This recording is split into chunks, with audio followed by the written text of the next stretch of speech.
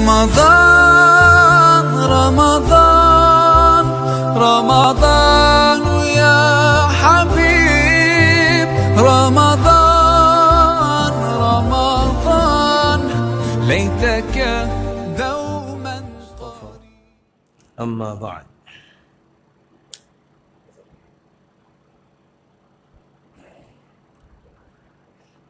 چھبیسویں شب میں جو درس ہوا تھا وہ سورۃ الطارق تک ہوا تھا،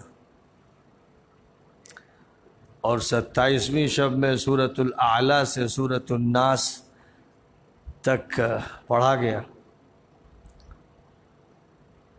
اور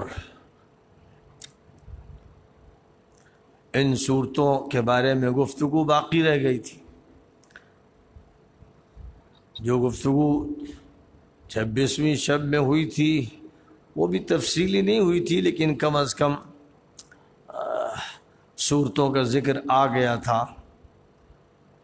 سورہ نبا، سورہ نازعات، سورہ عبس، سورہ تکویر، سورہ انفطار وغیرہ کا تذکرہ ہو گیا تھا، اور سورۃ الطارق تک، لیکن بہت اختصار کے ساتھ ہوا تھا کیونکہ 26ویں شب میں زیادہ پڑھا گیا تھا، اور سورۃ الملک سے گفتگو شروع کی گئی تھی۔ آج کی جو گفتگو ہے وہ سورۃ الاعلیٰ سے ہے، اور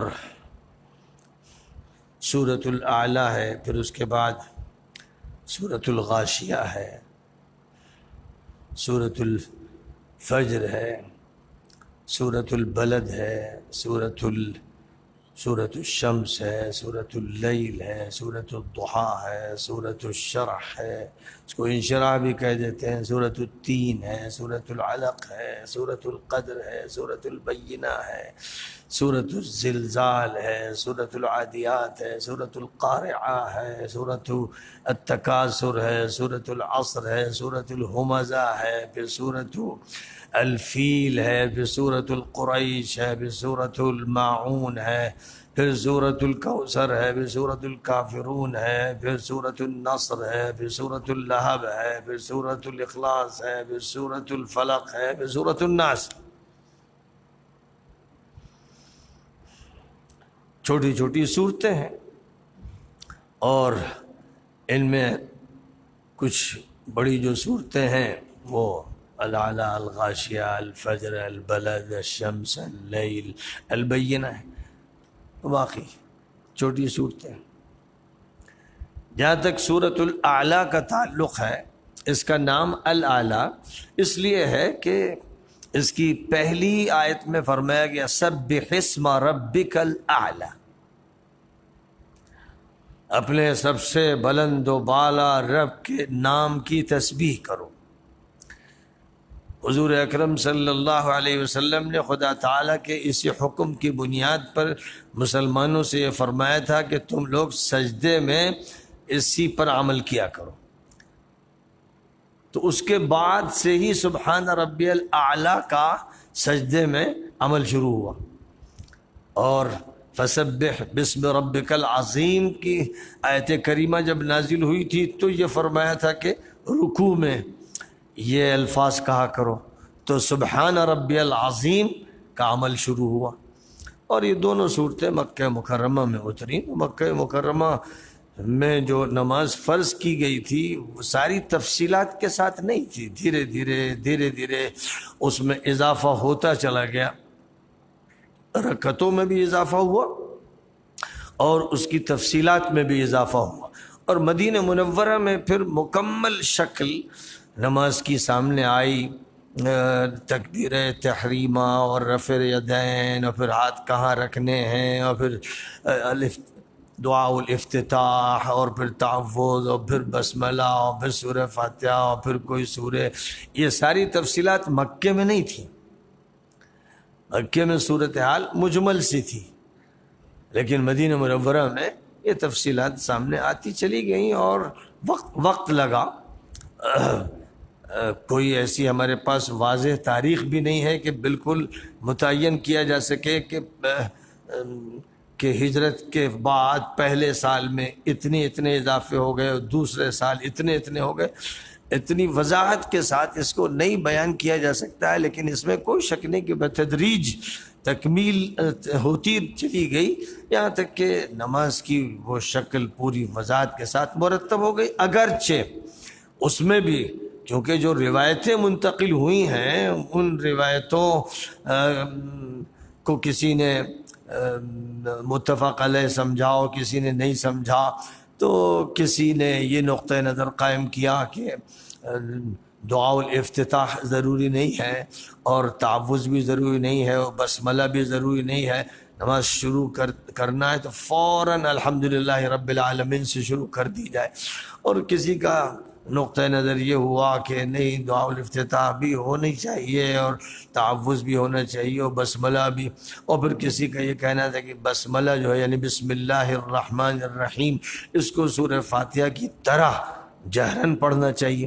جب جہری نماز ہو تو جہرن پڑھا جائے، جب سری نماز ہو سرن پڑھا جائے. کسی کی رائے یہ ہے کہ نہیں، بسم اللہ الگ ہے اور الحمدللہ رب العالمین سے سورہ شروع ہوتی ہے.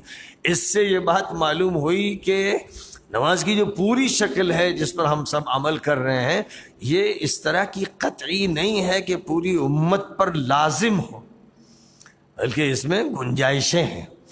اور جو اختلافات ہیں وہ اہل حق کے اختلافات ہیں. امام مالک کے یہاں نہ ثنا ہے، نہ تعوذ ہے، نہ بسملہ ہے، ڈائریکٹلی الحمدللہ رب العالمین سے شروع کر دیا جاتا ہے. امام شافعی کے یہاں بسم اللہ سورہ فاتحہ کے ساتھ ایک آیت کے طور پر پڑھا جاتا ہے.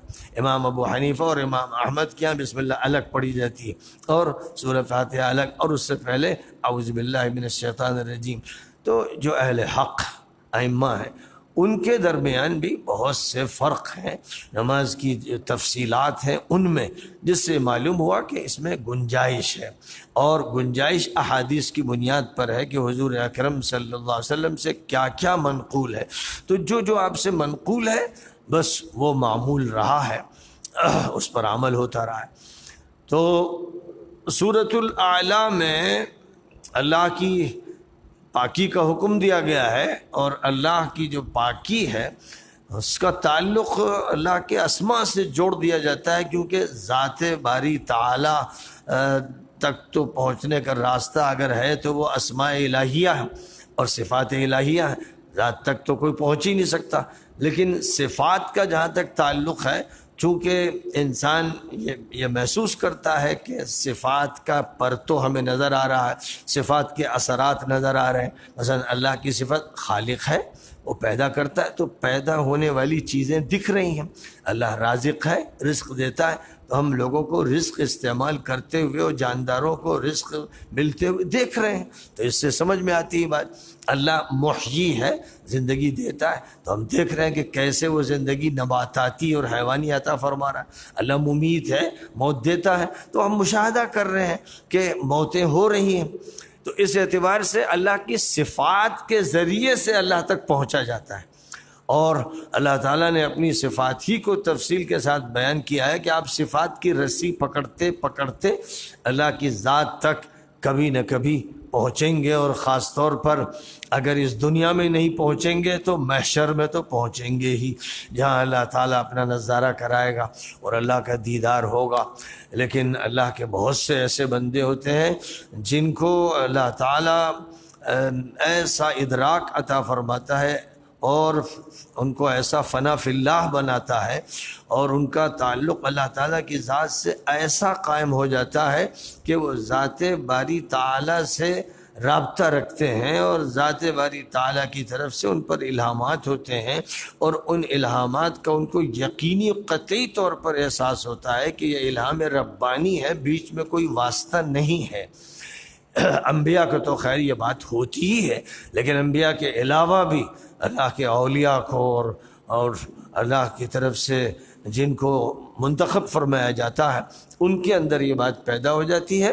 اور خاص طور پر آخری دور میں جو آخری دور کا مطلب یہ ہے کہ حضرت شاہ ولی اللہ دہلوی رحمۃ اللہ علیہ کے بعد کا جو دور ہے اس میں اس صفت میں سب سے زیادہ جو نمایاں شخصیت ہے وہ حضرت سید احمد شہید رحمۃ اللہ علیہ کی ہے کہ وہ الہامی شخصیت تھی، بالکل واضح طور پر قطعی طور پر وہ کہتے تھے کہ اللہ نے یہ کہا، اور پورے یقین سے کہتے تھے، مستقبل کے بارے میں قطعی طور پر کہتے تھے کہ ایسا ہوگا، اور ویسا ہوتا تھا، مسلسل ہوتا تھا، جس سے یہ بات معلوم ہوئی کہ الہامات جو ہیں وہ بند نہیں ہوئے، وحی بند ہوئی ہے، یعنی وحی کا وہ پہلو جس کا تعلق ہے قانون سازی سے۔ اب کسی کو یہ حق حاصل نہیں ہوگا کہ وہ امت کے لیے قانون سازی کرے، وہ ختم ہو گئی بات حضرت محمد صلی اللہ علیہ وسلم پر، وہ نبوت اور رسالت کی بات ہے اور ختم نبوت ہو گئی، لیکن ختم الہام نہیں ہوا ہے۔ اور اب جو بھی الہام کسی کو ہوگا تو وہ امت کے لیے حجت نہیں ہوگا، یہ الگ بات ہے کہ اس کو یقین ہوگا اور وہ یقین سے ایک بات کہے گا، لیکن اس کو وہ مقام حاصل نہیں ہو سکتا جو مقام نبی کا ہے، جو مقام رسول کا ہے، اس کا مقام ولی من اولیاء اللہ کا ہی ہوگا۔ تو اللہ تعالیٰ نے اپنی صفت کی طرف متوجہ کرتے ہوئے یہ بات ارشاد فرمائی ہے کہ تخلیق ہمارا کام ہے، منصوبہ بندی ہمارا کام ہے، ڈائریکشن ہمارا کام ہے، حیات ہم نے دی ہے، موت ہم دیتے ہیں، اور اے نبی ہم آپ کو پڑھا رہے ہیں، اور جب ہم آپ کو پڑھا رہے ہیں تو آپ نہیں بھولیں گے، آپ پورا اطمینان رکھیے، آپ کا رابطہ اس خالق کائنات سے ہے جس نے ہر چیز کو بنایا ہے اور اس کا نظام بنایا ہے، اس لیے آپ بے دریغ اپنی بات کہتے رہیے، اور اس بات کا خوف نہ کیجیے کہ آپ کے اندر سے قرآن نکل جائے گا، اور آپ نصیحت کرتے رہیے، نصیحت کے فوائد ہوں گے، ان لوگوں کو حاصل ہوں گے جن کے دلوں میں رقت ہوگی اور اللہ کا خوف ہوگا، اور جو اس سے محروم ہوں گے وہ بدبخت ہوں گے اور پھر جہنم میں جھلسیں گے۔ یہ وہ مضمون ہے جو سورۃ الاعلیٰ میں بیان کیا گیا، اور اس کے بعد سورۃ الغاشیہ میں الغاشیہ چھا جانے والی، تو قیامت کے جو نام ہیں انہی میں سے ایک نام ہے الغاشیہ، جیسے الحاقہ ہے، القارعہ ہے، الطامہ ہے، الصاخہ ہے، یہ سب قرآن پاک میں قیامت کے اوصاف بیان کیے گئے ہیں، قیامت کے جو اثرات مرتب ہوں گے، انہی میں سے ایک بات یہ کہی گئی کہ چھا جانے والی مصیبت آئے گی، اور اس مرحلے سے بندے گزریں گے، اور پھر اس کے بعد دوبارہ وجود عطا کیا جائے گا اور محشر کا عالم برپا ہوگا۔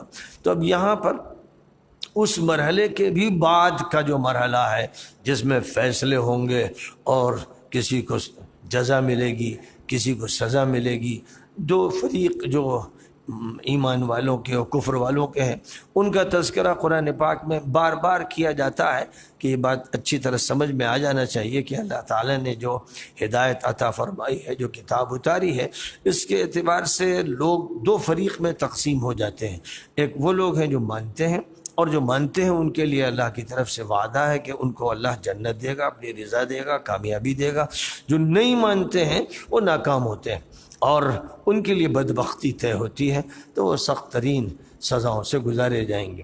یہ اصل مضمون ہے جو سورۃ الغاشیہ کا ہے، اس میں دونوں فریقوں کا تذکرہ ہے، قیامت کا حوالہ دیتے ہوئے اور محشر کے عالم کا تذکرہ کرتے ہوئے جو فیصلے ہوں گے قطعی اور ابدی، ان فیصلوں کا تذکرہ فرمایا گیا ہے۔ ساتھ ہی ساتھ پھر اس بات کو دہرایا گیا ہے کہ نبی کا جو کام ہے، اور نبی کے نقش قدم پر جو بھی ہے، جو بھی نبی کا وارث ہے، اس کا کام ہے تذکیر کرنا، تذکیر کو فراموش نہیں کرنا ہے، یاد دلاتے رہیے، سبق پڑھاتے رہیے، کہتے رہیے، دعوت دیتے رہیے، اکتائیے نہیں، کام چھوڑیے نہیں۔ یہ نہ کہیے کہ لوگ بات سنتے ہی نہیں تو اب کیا کرنا، یہ نہ کہیے کبھی، 950 سال گزر جائیں تب بھی نہ کہیے، ظاہر ہے کہ کسی کے نہیں گزرتے، حضرت نوح کے گزرے بس اتنے لمبے سال، لیکن وہ کام کرتے رہے، پوری مدت کام کرتے رہے، اور جو لوگ ان کے مخاطب تھے وہ بدل نہیں رہے تھے، انہی کے درمیان کام کرتے رہے۔ جس سے معلوم ہوا کہ آپ کو ایک ہی حلقے میں اگر کام کرنا ہے مثلاً تو ان سے بات کرتے رہیے، تذکیر و نصیحت اور پند و موعظت کا عمل جاری رکھیے، کبھی بھی نہ اکتائیے اور نہ کبھی کام کو چھوڑیے، یہ آپ کی ذمہ داری ہے۔ سورۃ الاعلیٰ میں بھی اس بات کو یاد دلایا گیا اور سورۃ الغاشیہ میں بھی یاد دلایا گیا، اور چونکہ ان دونوں صورتوں میں نصیحت کا حکم فرمایا گیا ہے اس لیے نبی اکرم صلی اللہ علیہ وسلم جمعے کی نماز میں خاص طور پر اہتمام کے ساتھ یہ 2 صورتیں پڑھتے تھے، چونکہ جمعے کے دن تقریر ہوتی ہے، جمعے کے دن ہفتے واری اجتماع ہوتا ہے اور آپ خطاب فرماتے تھے، تو یہ دونوں صورتیں پڑھتے تھے جس میں آپ کو خطاب کرنے کا حکم دیا گیا ہے، جس میں آپ سے کہا گیا ہے کہ آپ تذکیر کریں، تو ایک مناسبت بھی ظاہر ہوتی ہے خطبے کے ساتھ ان کی مناسبت۔ اور کیونکہ سالانہ جو اجتماع ہوتا ہے عید الفطر کا اور عید الاضحیٰ کا،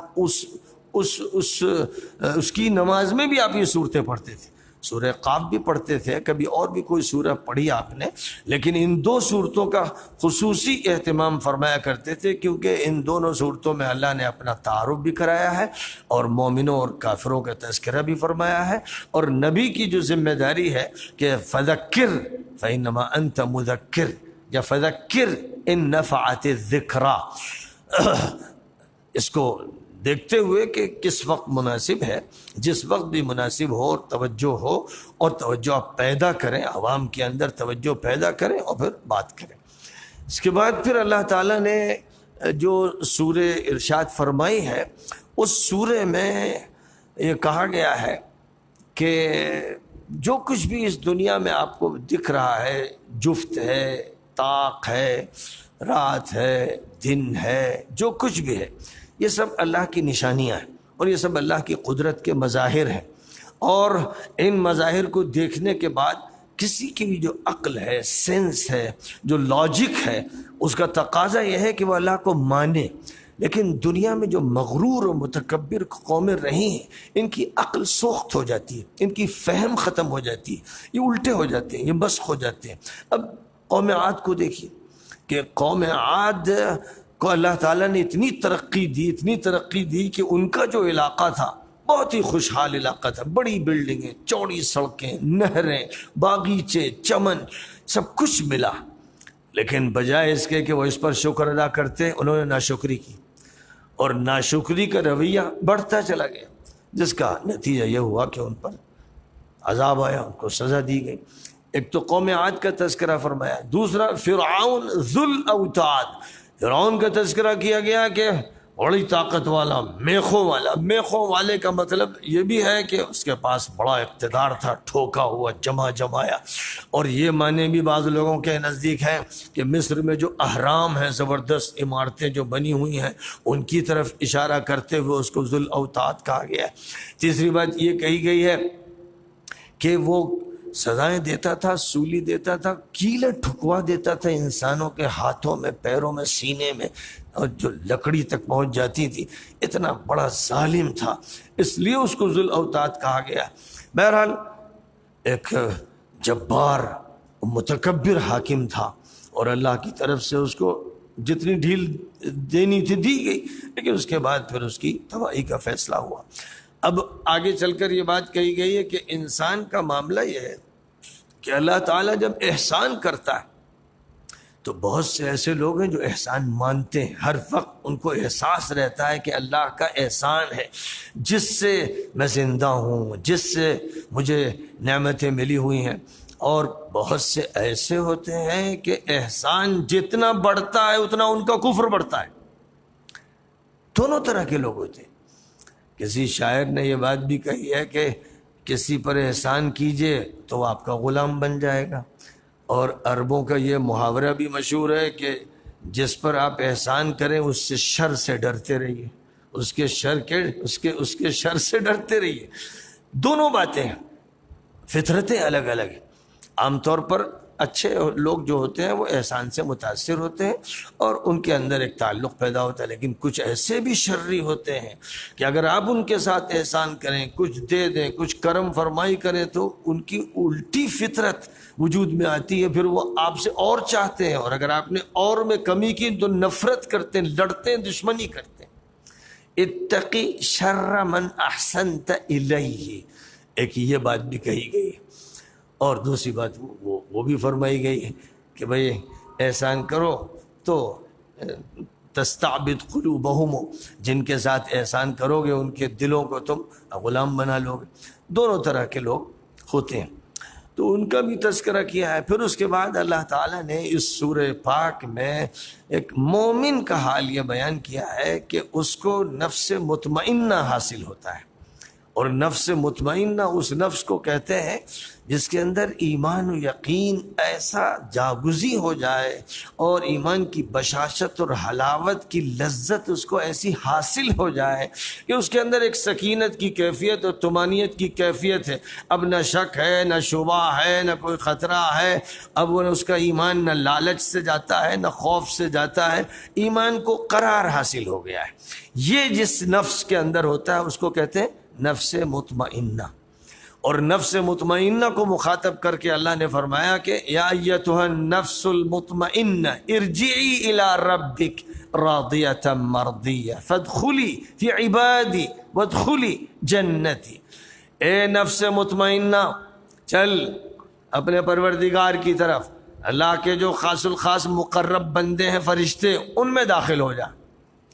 تو نفس مطمئنہ کو فرشتوں میں داخل کر دیا جاتا ہے، اور ملائے اعلیٰ میں ان کو شامل کر دیا جاتا ہے، تو ان کا مقام اتنا بلند ہوتا ہے، اتنا بلند ہوتا ہے کہ گویا خدا تعالیٰ کا قرب خاص انہیں حاصل ہو جاتا ہے، جو قرب خاص ملائے اعلیٰ کو حاصل ہے۔ بارگاہ الہی کے جو مقربین ہیں ان کی طرف اشارہ کر کے فرمایا گیا فادخلی فی عبادی وادخلی جنتی، میری جنت میں داخل ہو جا۔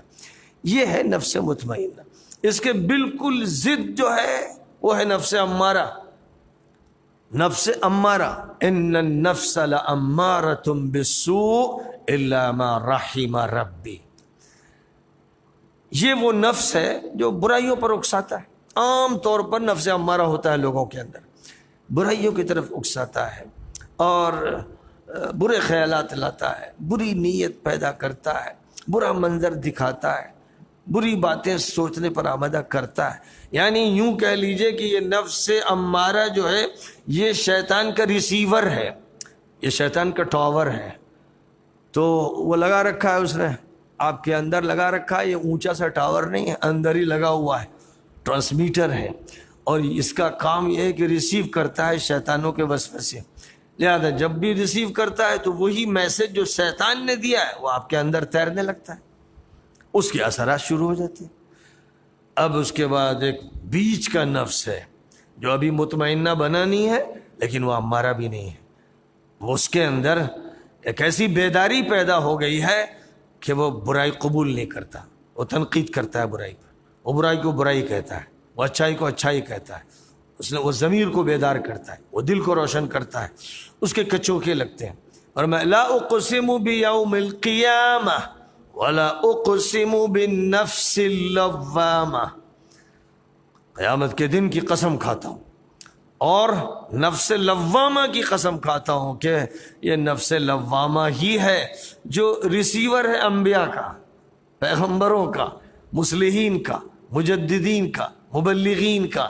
اس کا ٹرانسمیٹر جو ہے اور اس کا جو ٹاور ہے وہ نیکیوں سے جڑا ہوا ہے، تو یہ وہاں سے میسج لیتا ہے، اور چونکہ اچھے میسج لیتا ہے اس لیے یہ وسوسوں سے لڑتا ہے، نفس کی شرارتوں سے لڑتا ہے، مقابلہ کرتا ہے، معرکہ برپا کرتا ہے۔ یہی ہوتا ہے جو شیطان کا دشمن ہوتا ہے، اگر بیدار ہے تو لڑتا اور شیطان کو مغلوب کر دیتا ہے، اور پھر یہی وہ نفس ہے جو بتدریج اٹھتا ہے، ترقی کرتا ہے، اور پھر نفس مطمئنہ بن جاتا ہے۔ اس لیے صوفیاء کرام کے ہاں جو ذکر کی مشقیں کرائی جاتی ہیں، اوراد ہوتے ہیں، ریاضتیں ہوتی ہیں، کم کھاؤ، کم پیو، کم بولو، کم لوگوں سے ملو، یہ تربیت کے لیے بنیادی اسباق ہوتے ہیں۔ کہ ہر وقت خلا ملا میں مت رہو، ہر وقت جلوت میں مت رہو، ہر وقت لوگوں میں مت رہو۔ اگر ہر وقت اس طرح رہو گے تو بھدے ہو جاؤ گے، کثافتیں پیدا ہو جائیں گی، دھبے لگ جائیں گے، پردے چڑھ جائیں گے۔ اس لیے خلوت میں بھی رہا کرو، عزلت میں رہا کرو، الگ کٹو، مراقبہ کرو، اللہ کا دھیان کرو، اپنی نفس کی تربیت میں لگو، اس پر ساری توجہ مبذول کرو، نفس لوامہ کو بیدار کرو، اور نفس لوامہ کو نفس لوامہ ہی بنا کر مت رکھو، بڑھتے جاؤ، ترقی کرتے جاؤ، قرب الہی کے مدارج طے کرتے جاؤ تاکہ نفس مطمئنہ حاصل ہو جائے۔ اور اس کے لیے سب سے جو بہتر طریقہ ہے اور بہتر موقع ہے وہ ہے سجدے کی دعا کا۔ حضور اکرم صلی اللہ علیہ وسلم نے فرمایا کہ بندہ اللہ تعالیٰ سے سب سے زیادہ قریب حالت سجدہ میں ہوتا ہے، اس لیے تم کو چاہیے کہ سجدے میں کثرت سے دعا مانگا کرو، تو امید ہے کہ دعائیں قبول ہوں گی، کیونکہ آخری جو عاجزی کی کیفیت ہو سکتی ہے جو اللہ کو پسند ہے، اللہ کو عبدیت پسند ہے، اور عبدیت کی آخری شکل سجدہ ہے۔ تو جب انسان اللہ اپنی پریشانی اللہ کے لیے رکھ دیتا ہے، ناک رگڑ دیتا ہے، بالکل گٹھری بن جاتا ہے، اپنی ساری حیثیت مٹا دیتا ہے، تصویر بن جاتا ہے فنا فی اللہ کی، کم از کم ظاہری اعتبار سے، تو توجہات الہیہ پوری طرح سے اس پر ہوتی ہے، قرب اس کو حاصل ہوتا ہے۔ دیکھنے میں تو مٹی سے لگا ہوا ہے، جتنا وہ مٹی سے لگتا ہے اتنا ہی وہ آسمان میں پہنچتا ہے، اس کو عروج اسی وقت حاصل ہوتا ہے۔ اور یہ تو راز ہے ہی نا کہ منہا خلقناکم وفیہا نعیدکم ومنہا نخرجکم تارۃ اخری۔ ابا آدم کو جب پیدا کیا گیا تھا تو پوری دنیا کی مٹیوں کے نمونے جمع کیے گئے تھے، حدیث میں فرمایا گیا ہے پوری دنیا کی مٹیوں کے نمونوں سے وہ اسٹرکچر تیار ہوا تھا، وہ ڈھانچہ بنایا گیا تھا، وہ پتلا بنایا گیا تھا جو آدم کا تھا، صرف ایک علاقے کی مٹی نہیں تھی۔ اسی لیے پوری دنیا کی خصوصیات ان کے اندر سمیٹ دی گئی تھی، جو پھیلی تو یورپ کے گورے اور افریقہ کے کالے اور ایشیا کے کلرڈ اور فلاں کے فلاں پیدا ہوتے چلے گئے۔ یعنی جامعیت جو ہے وہ جب اپنے رنگ کے ساتھ نمودار ہوتی چلی گئی تو تنوعات سامنے آتے چلے گئے، تو بے شمار جو تنوعات ہیں سب کی جڑ تو آدم ہے۔ یہ ساری رنگا رنگی آدم کے وجود سے ہی تو جڑی ہوئی ہے، جس کا مطلب کہ آدم کے وجود کے اندر اتنی ساختیں تھیں، اتنے عناصر تھے، اتنی اقسام تھیں کہ جتنے دنیا میں لوگ آپ کو نظر آ رہے ہیں یہ سب آدم میں تھے۔ اب یہ اللہ کا ایک الگ کمال ہے، ورنہ جو بھی بیج آپ کو ملے گا قلمی آم کا تو اس میں قلمی آم ہوں گے، جو بیج ہوگا دسہری کا اس میں دسہری ہوں گے، جو بیج ہوگا چوسے کا اس میں چوسا ہوگا۔ یہ نہیں ہو سکتا ہے کہ جو بیج ہے چوسے کا اس سے دسہری وجود میں آ رہی، یہ نہیں ہوگا۔ آدم علیہ السلام کا درخت ایسا تھا، اتنا جامع کہ ان کے وجود سے جو لوگ نکلے تو کسی کی کھڑی ناک، کسی کی چپٹی ناک، کوئی کالا، کوئی گورا، کوئی سانولا، کوئی ایسا، کوئی ویسا، کوئی ناٹا، کوئی لمبا، اور یہ تو اس کے ظاہری جو مظاہر ہوئے، ورنہ دماغ کے اعتبار سے دیکھیے کتنا فرق ہے زمین و آسمان کا، ایک بڑے سے بڑے فلسفی اور مفکر میں اور ایک چھوٹے سے چھوٹے کودن مزدور میں۔ اور آدم علیہ السلام سے سب کا رشتہ جڑا ہوا ہے۔ تو بہرحال نفس مطمئنہ سب سے اعلیٰ ہے، بیچ میں نفس لوامہ ہے، نیچے نفس امارہ ہے، اور اسی نفس امارہ کے علاج کے لیے تصوف، تربیت، تزکیہ، خانقاہ، مدرسہ، سب کچھ اسی کے لیے، جماعت، دعوت، تبلیغ، جو بھی کوششیں ہو رہی ہیں وہ نفس امارہ کی اصلاح کے لیے ہو رہی ہیں۔ اور نفس امارہ کی اصلاح کہیں سے ہو جائے، کسی کی چلے سے ہوتی ہے، اور کسی کی خانقاہ میں ہوتی، کسی کی مدرسے میں ہو جاتی، کسی کی اچھی صحبت میں ہوتی، کسی کی کسی حادثے سے ہو جاتی، کسی اور وجہ سے ہو جاتی، ہوتی ہے۔ بہت سے اسباب اللہ نے پیدا کیا ہے کہ رحمت حق بہانہ می جو یاد، اللہ کی رحمت بہانے تلاش کرتی ہے، لہذا کسی نہ کسی بہانے سے اللہ میاں موقع دے دیتے ہیں، چل بھائی تجھے نفس لوامہ دے رہا ہوں، اور فلاں تجھے نفس مطمئنہ دے رہا ہوں، یہ اللہ کی عطایا ہے۔ آگے چلیے جناب والا سورۃ البلد کی طرف آئیے، اور تو سورۃ البلد شہر کہتے ہیں بلد کو، مراد ہے بلد سے مکہ مکرمہ، اس جگہ پر لا اقسم بهذا البلد، قسم کھاتا ہوں میں اس شہر کی. اور نبی اکرم صلی اللہ علیہ وسلم کا حوالہ دیتے وَأَنْتَ حِلٌّ بِهَذَا الْبَلَدِ، آپ اس شہر میں موجود ہیں. اس شہر کو جو یہ مقام دیا گیا ہے اب اس آخری دور میں اور ختم نبوت کے ساتھ عالمی مقام جو دیا گیا ہے وہ انت حلم بہذا البلد کی وجہ سے دیا گیا ہے. آپ کا وجود ہے مکے میں اور اس شہر کی قسم کھائی جا رہی. آدم کو سب سے پہلے مکے ہی میں عرفات میں اتارا گیا تھا، حوا ان کے ساتھ اتاری گئی تھی، جنت سے وہ وہیں تشریف لائے تھے، بیت اللہ انہوں نے ہی تعمیر کیا تھا. پھر حضرت ابراہیم علیہ السلام نے اپنے دور میں بیت اللہ کی تجدید کی تھی، بنیادیں موجود تھیں، ان کو اٹھایا تھا اور اس وقت ان سے کہا گیا تھا وَأَذِّن فِي النَّاسِ بِالْحَجِّ، اعلان کر دو حج کا، يَأْتُوكَ رِجَالًا وَعَلَى كُلِّ ضَامِرٍ يَأْتِينَ مِنْ كُلِّ فَجٍّ عَمِيقٍ، چاروں طرف سے لوگ آئیں گے، پیدل بھی آئیں گے، سواریوں پر بھی آئیں گے. ابراہیم تمہارا کام ہے کہ بس صدا لگاؤ. تو ان کو وہ کام سونپا گیا.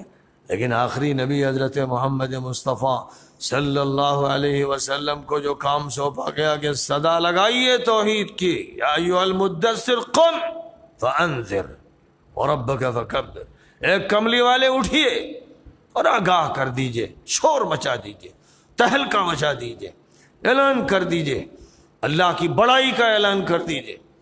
اور پھر یہ بتا دیا گیا اللہ کی طرف سے کہ پوری دنیا میں ہم آپ کا چرچا کریں گے، آپ کا یہ دین دنیا کے اطراف میں پہنچے گا، کوئی کچا پکا گھر باقی نہیں رہے گا جہاں آپ کے نام لیوا نہ ہو، جہاں اسلام داخل نہ ہو.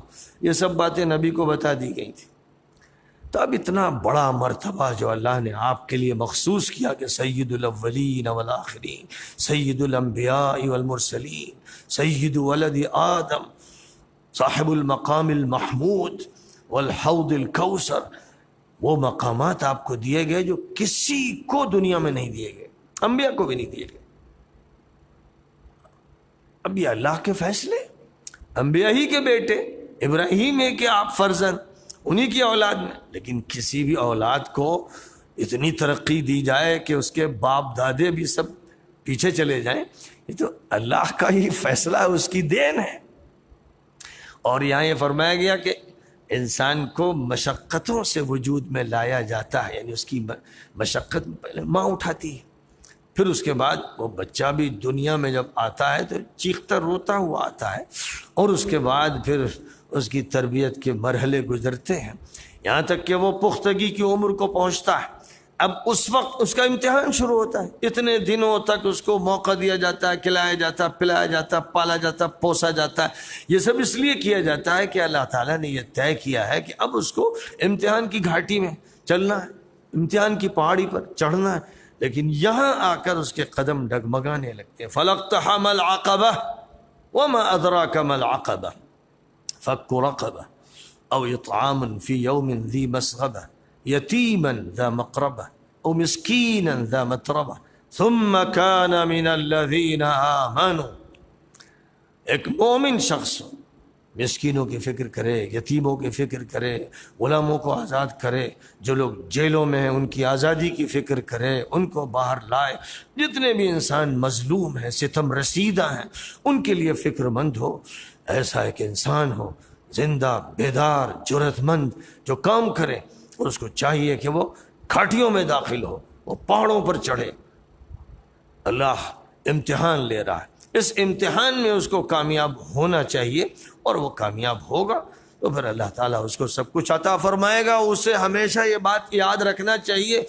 سورۃ الشمس، سورج کی شورے، البلد کے بعد سورج کا تذکرہ آپ جو فرمایا گیا کہ سورج اور اس کی روشنی اور رات اور اس کی تاریکی اور انسان اور اس کی تخلیق اور زمین اور اس کی پستی اور آسمان اور اس کی بلندی، تضادات کا تذکرہ کیا گیا کہ یہ سب جو کچھ ہے یہ ہمارا بنایا ہوا ہے. دن ہم نے بنایا، رات ہم نے بنائی، آسمان ہم نے بنایا، زمین ہم نے بنائی، اور یہ سب انسان کے سامنے چیزیں رکھی گئی ہیں کہ امتحان کی کشمکش سے انہی کے درمیان گزرتا رہے. لیکن تاریخ کا وہ بھی المناک واقعہ ہے کہ حضرت صالح علیہ الصلاۃ والسلام جس وقت قوم سمود کو اور ہجر کے علاقے میں دعوت دے رہے تھے اور قوم ہی کے مطالبے پر ایک پہاڑ پھٹا تھا اور ایک ڈیل ڈول کی اونٹنی نمودار ہوئی تھی، تو وہ وہ اونٹنی اللہ کی ایک بڑی نشانی تھی جس کے ذریعے قوم سمود پر حجت قائم کر دی گئی تھی۔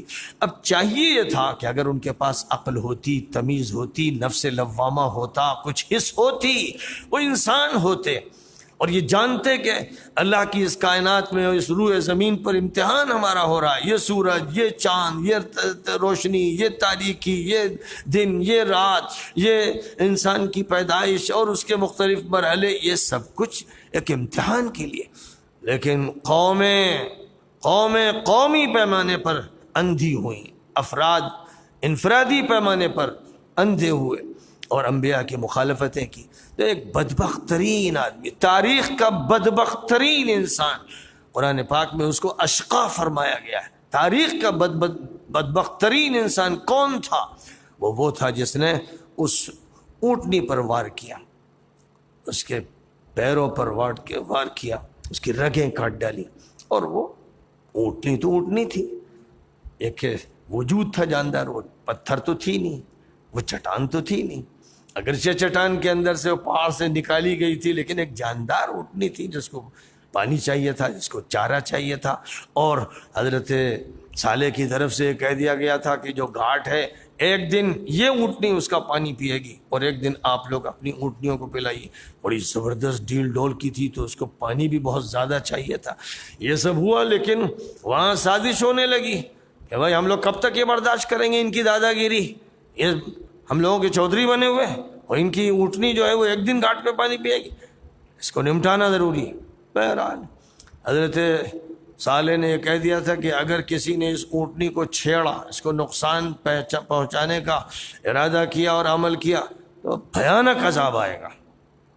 لیکن آخر کچھ لوگوں نے، ایک گینگ تھا بدماشوں کا، ایک بدماشوں کا گینگ تھا۔ ایک مقام پر بیان کیا گیا کہ 9 افراد تھے، 9 راہتے، وہ 9 افراد جو تھے ان کا گینگ تھا، بڑے بدماش، خبیث، غنڈے، اوباش۔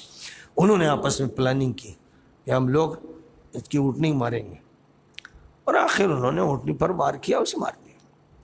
بس جیسے ہی یہ واقعہ پیش آیا تو حضرت صالح نے کہا کہ بس اب وقت آخر آ گیا ہے اور میں تو رخصت ہوا۔ تو وہ اپنی قوم سے رخصت ہوئے، اور اس کے بعد پھر جو عذاب آیا ہے قرآن پاک کی بہت سی صورتوں میں اس کو بیان کیا گیا، جن کے مکانات تھے پہاڑوں کو میں تراش کر محل بنائے تھے، ان کو اتنے جھٹکوں سے مارا گیا ہے، ایسے زلزلے دیے گئے ہیں کہ بس قرآن میں یہ فرمایا گیا جیسے گٹھریاں بنا دی گئی ہوں، یعنی خوف و دہشت سے وہ لوگ سکڑ گئے، بالکل چہرہ گھس گیا ان کی رانوں میں، ٹانگوں میں، اور گٹھریاں سی بن گئی۔ اس حالت میں ان کی موت ہوئی۔ ان کی جو لاشیں تھیں، پورے شہر میں جو ان کی لاشیں تھیں، وہ لگتا تھا جیسے گٹھریاں بنا کے پھینک دیا گیا۔ یہ وہ منظر تھا جس کو بیان کیا گیا اس سورہ پاک میں۔ اور اس کے بعد آگے چل کر رات کی سورہ ہے، یعنی رات کو بطور نشانی کے پیش کیا گیا ہے اور دن کا بھی تذکرہ کیا گیا ہے۔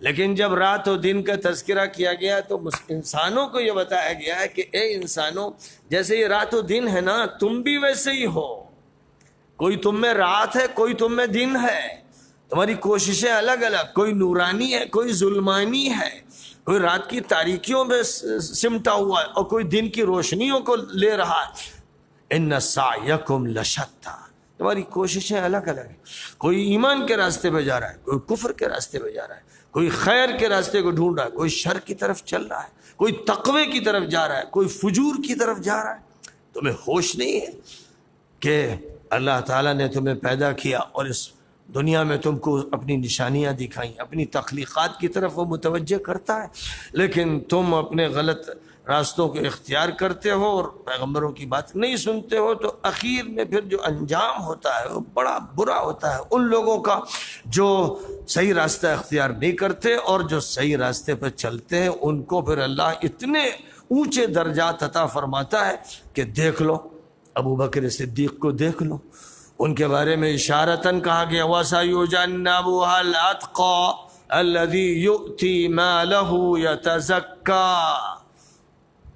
ایک ابو بکر ہے جو نبی پر فدا ہے، جان قربان کیے ہوئے ہیں، پیسہ لٹا رہے ہیں، جو کچھ بھی ہے وہ آپ کے قدموں میں ڈال دیتے ہیں، غلاموں کو آزاد کرا رہے ہیں، بلال کو انہوں نے آزاد کرایا، اور کتنے غلاموں کو جا جا کے خریدا کہ کس طرح سے ان کو آزاد کر دیں، ان کو تکلیفوں سے اذیتوں سے نکال دیں اور بارگاہ نبوی میں ان کو منتقل کر دیں۔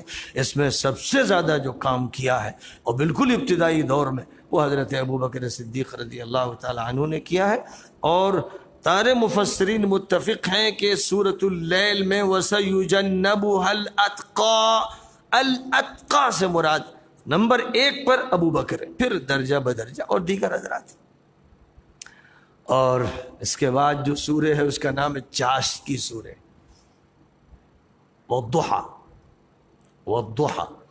یہ جو چاشت کی سورہ ہے یہ اس وقت اتری ہے جبکہ حضور صلی اللہ علیہ وسلم کو ایک وقفہ دے دیا گیا تھا، وحی کے بعد ایک وقفہ دے دیا گیا، اور وہ وقفہ ایسا دیا گیا کہ آپ بے چین ہو گئے، آپ تڑپنے لگے۔ اللہ تعالیٰ سے جو رابطہ ہوا اور وحی کا جو سلسلہ قائم ہوا، جب وحی کا وہ سلسلہ رکا تو ایسا جیسے کسی کا پانی روک دیا گیا ہو، کھانا روک دیا گیا ہو، سانسیں روک دی گئی ہوں، اس کی محبوب ترین چیز اس سے چھین لی گئی ہو۔ سیرت کی کتابوں میں درج ہے کہ حالت یہ ہوتی تھی کہ کبھی نبی اکرم صلی اللہ علیہ وسلم بے چینی اور کرب کے عالم میں پہاڑ پر چڑھتے اور ارادہ کرتے کہ اپنے کو گرا دوں، یہ ناقابل برداشت حالت تھی آپ کی۔ ظاہر ہے کہ اللہ یہ آپ کو کرنے نہیں دے سکتا تھا، اور آپ بھی جان رہے تھے کہ بڑا کام ہے، لیکن کرب ایسا تھا۔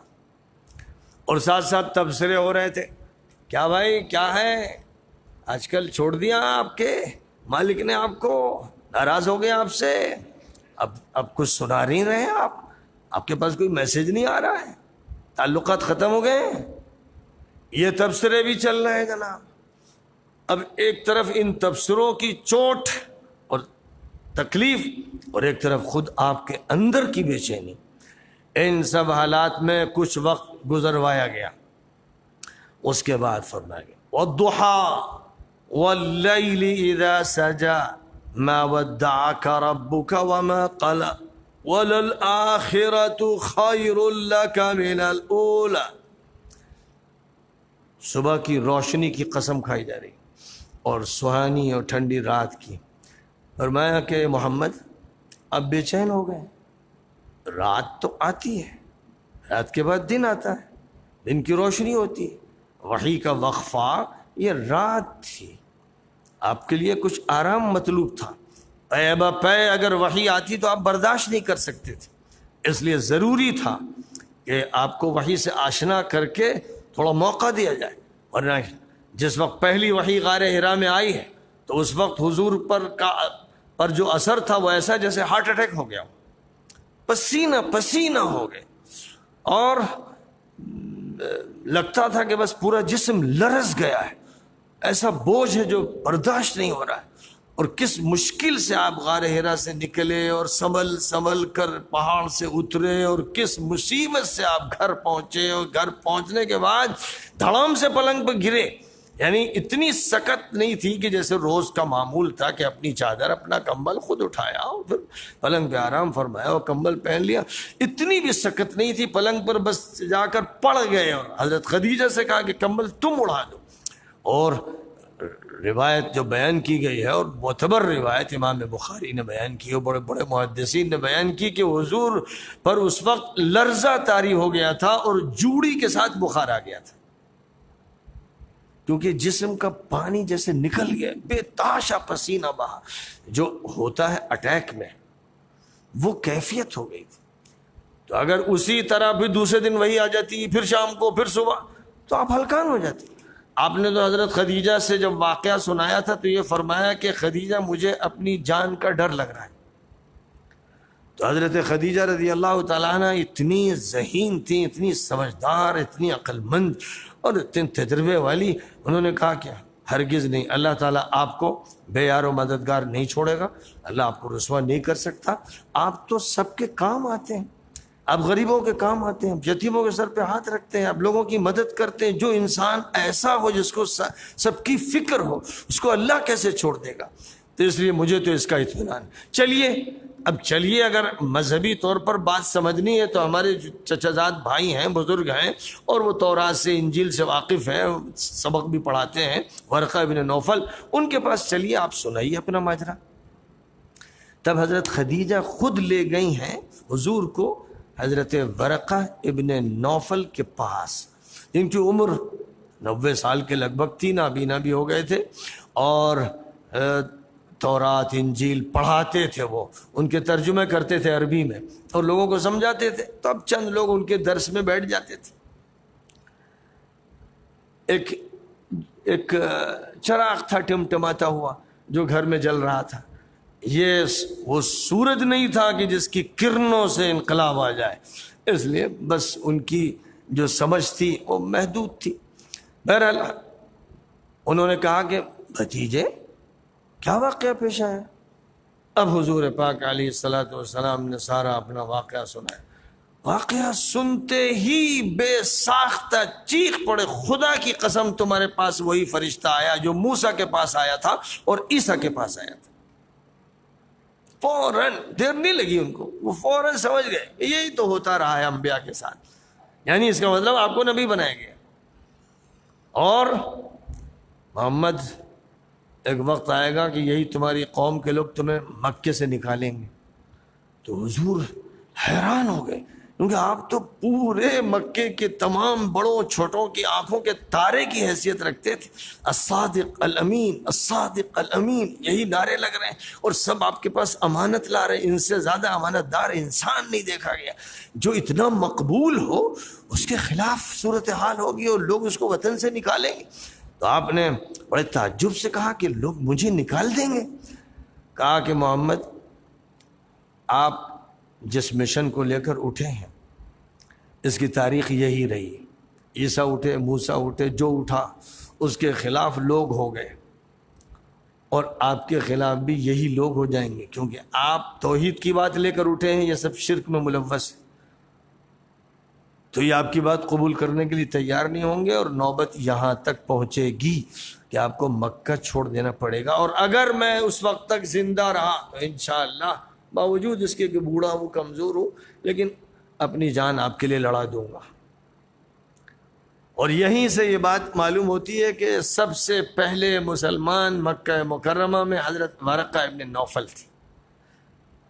انہی کے اس اقرار, اعتراف, اظہار کے بعد کہیے کہ حضرت خدیجہ مسلمان ہوئی اور پھر دوسرے حضرات ہوئے. لیکن جو پہلا موقف تھا ایمان کا موقف بھرپور, وہ ورقہ ابن نوفل نے دکھایا. لوگ اس کو بھول جاتے ہیں. جب بھی ایمان کی بات آتی ہے تو کہتے ہیں بھائی بڑوں میں ابو بکر ایمان لائے, اور چھوٹوں میں علی لائے, غلاموں میں زید ابن حارثہ لائے, خواتین میں خدیجہ بنت خویلد لائے. یعنی ان کو اولیت دی جاتی ہے, لیکن سچی بات یہ ہے کہ اولیت ورقہ ابن نوفل کو حاصل ہے, اور ان کا جلدی انتقال ہو گیا. لیکن وہ ایمان کے ساتھ رخصت ہوئے, ان کا انتقال جلدی ہو گیا. وہ دور نہیں آیا کہ حضور پاک علیہ الصلوۃ والسلام سخت آزمائشوں سے گزر رہے ہوں, ابھی وہ دور نہیں آیا تھا. اب یہ پس منظر ذہن میں رکھیے. اس پس منظر میں اللہ میاں نے کہا ابھی دھیرے دھیرے روشنی ہونے دیجیے. رات تھی, وقفہ تھا, سورج نکلتا ہے اور اس کے بعد اشراق کا وقت ہوتا ہے, پھر چاشت کا وقت ہوتا ہے, پھر ٹھیک دوپہری ہوتی ہے. ابھی چاشت کا وقت ہے. نبی سے کہا جا رہا ہے ابھی چاشت کا وقت ہے.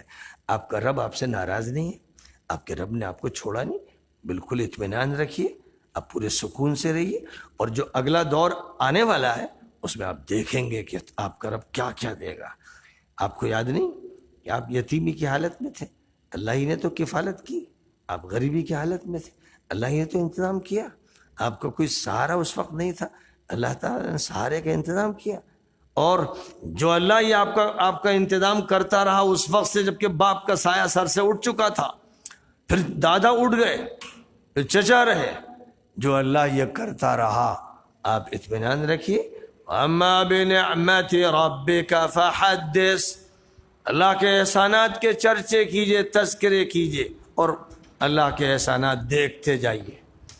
یہ بات اس سورے میں فرمائی گئی.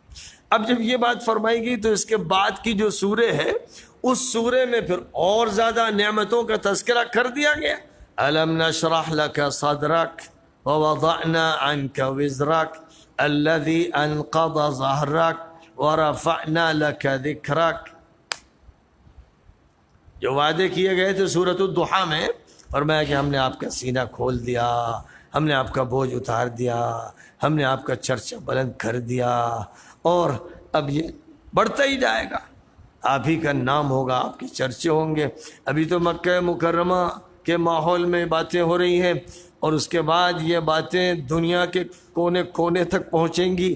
اذان ہوگی نیوزی لینڈ میں، پھر اذان آسٹریلیا میں ہوگی، پھر اذان برونائی میں ہوگی، انڈونیشیا میں ہوگی، ملیشیا میں ہوگی، تھائی لینڈ میں ہوگی، بنگلہ دیش میں ہوگی، برما میں ہوگی، انڈیا میں ہوگی، پاکستان میں ہوگی، افغانستان میں ہوگی، ایران میں ہوگی، عراق میں ہوگی.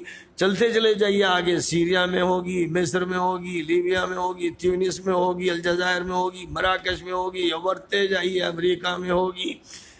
پوری دنیا میں فضاؤں میں آپ کے چرچے ہوں گے، اور ہر طرف یہ گونج ہوگی اس کے ساتھ اشہد ان لا الہ الا اللہ.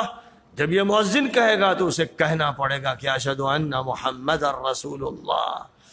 اللہ نے آپ کا نام اپنے نام کے ساتھ جوڑ دیا ہے، کلمہ ایسا دیا ہے کہ لا الہ الا اللہ کی تکمیل نہیں جب تک محمد الرسول اللہ کو ادا نہ کیا جائے.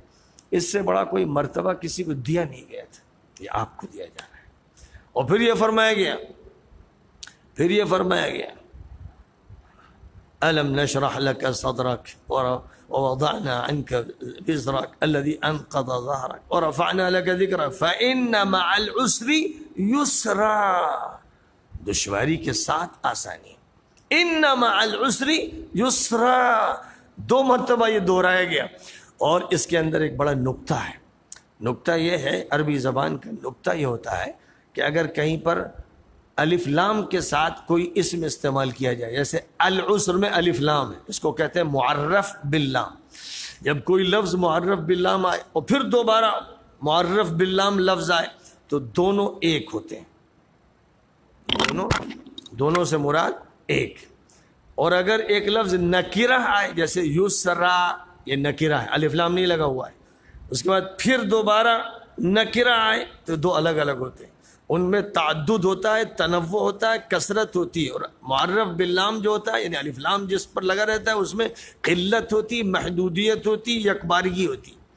تو گویا جو نکتہ ہوا ان مع العسر یسرا، ان مع العسر یسرا، مطلب یہ ہوا کہ عسر، تنگی اور دشواری ایک ہے، یسر بہت ہے.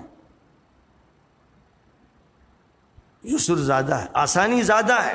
لہذا تنگی تھوڑی سی گوارا کر لیجئے، پھر آسانی کے مزے لیجئے، پھر آسانی ملتی رہتی ہے.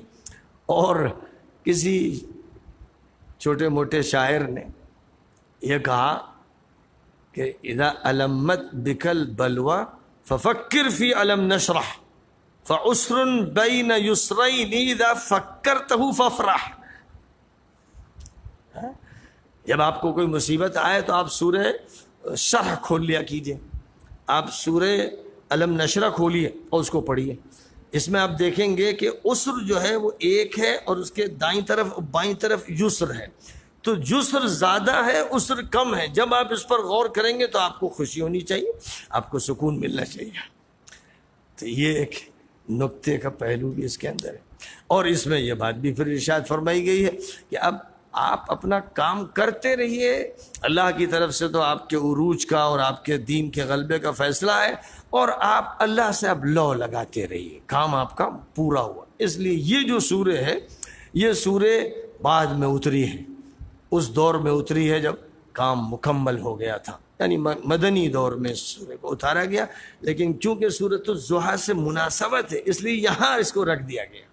جو قرآن کی ترتیب ہے اس ترتیب میں وہاں سے اٹھا کر نزول کے اعتبار سے آخری دور کی سورہ ہے، لیکن جو نزول کے اعتبار سے ابتدائی دور کی سورہ، دونوں کے اندر بڑا جوڑ ہے، یعنی ایک زنجیر کی کڑیاں ہیں جو مل رہی ہیں، کہ وہاں جو وعدہ تھا کہ آگے کا دور بہت اچھا ہوگا اور اس میں آپ کو بڑی ترقیاں دی جائیں گی، تو وہ جب ہو گیا پورا تو اسے یاد دلایا گیا اور دونوں کو جوڑ دیا گیا۔ اس کے بعد پھر اللہ تعالیٰ نے انجیر کی، زیتون کی اور طور سینا کی اور شہر مکہ کی قسمیں کھائی، اور ان کی قسمیں کھا کر اللہ تعالیٰ نے یہ بتانا چاہا کہ یہ انسان جس کو ہم نے پیدا کیا ہے اچھے تناسب کے ساتھ، تمام دیگر جانداروں پر اس کو فائق بنایا ہے، یہ نوشہ ہے اس دنیا کا، اور اس کو بڑی ذمہ داریاں دی گئیں اور فوقیت دی گئی، اس کو وہ عقل دی گئی جو کسی کو نہیں دی گئی۔ لیکن یہی انسان جب انبیاء کو فراموش کر دیتا ہے تو اتنا گرتا ہے کہ جانور بھی اس پر ترس کھاتے ہیں۔ جانور بھی کم از کم طبعی طور پر جو اپنی صلاحیت رکھتے ہیں اس کے مطابق کرتے ہیں، کہ کوئی بکری، کوئی بھینس، کوئی گائے اپنے چارے کے علاوہ چارہ نہیں کھاتی، اس کے اندر پہچان ہے۔ آپ اس کے پاس کئی طرح کے چارے رکھ دیجئے، وہ خود پہچان کے اپنا چارہ کھائے گی، اور جو اس کا چارہ نہیں ہے اس سے منہ ہٹا لے گی۔ یہ تمیز اس کے اندر تو فطری طور پر رکھی۔ انسان جب بگڑتا ہے تو شراب پیتا ہے، گانجا، چرس، ہیروئن، اپنے پٹھے خراب کر لیتا ہے، اپنے خون تباہ کر لیتا ہے، نالی میں پڑا رہتا ہے، نالیوں سے اٹھایا جاتا ہے اس کو، اس درجے گرتا ہے یہ انسان، یعنی لگتا ہے کہ جیسے اس کے اندر نیچر بھی ختم ہو گئی، اس کی فطرت بھی سلب ہو گئی۔